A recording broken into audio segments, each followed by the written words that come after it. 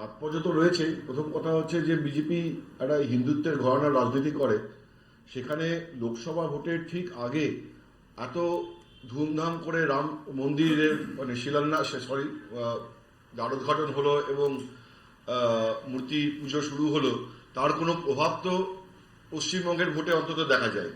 এখন হতে পারে যে সেদিক থেকে একটা চেষ্টা হচ্ছে যে জয় মা কালী বা মা কালীর ছবিকে সামনে রেখে যে তাদের রাজনৈতিক কর্মসূচি করা এবং হচ্ছে যে পশ্চিমবঙ্গের মানুষের আবেগের সঙ্গে নিজেদের সম্পৃক্ত করার চেষ্টা।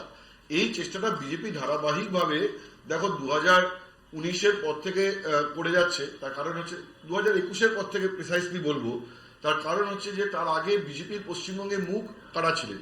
আমরা দেখেছি যে পশ্চিমবঙ্গের বিজেপি নেতারা থাকলেও সিদ্ধার্থনাথ সিং, কৈলাস বিজয়বর্গীয় এদেরকে খুব বেশি বেশি করে দেখা যেত। তুমি দেখো গত 3-4 বছর ধরে বিজেপির যে জাতীয় পর্যবেক্ষক তাদের খুব একটা দেখা যায় না। বিজেপি পশ্চিমবঙ্গের নেতাদেরই সামনে রাখে, যারা জাতীয় পর্যবেক্ষক তারা পেছনে পেছনে থেকে ব্যাপারটা পুরো রণকৌশল ঠিক করেন। তো এই একটা চেষ্টা বিজেপির ছিলই।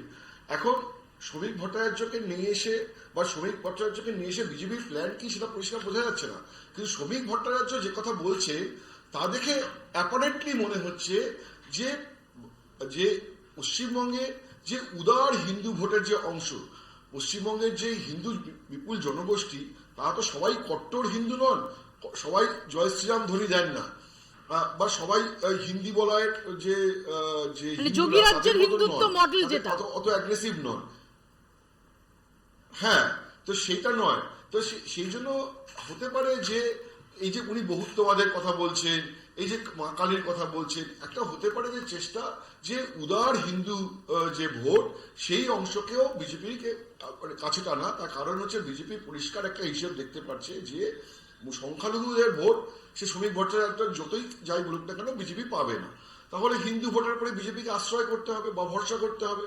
এখন হিন্দু ভোট তো বিজেপি পাচ্ছে, কিন্তু হিন্দু ভোটের একটা অংশ তৃণমূল পায়, কংগ্রেস সিপিএম পায়।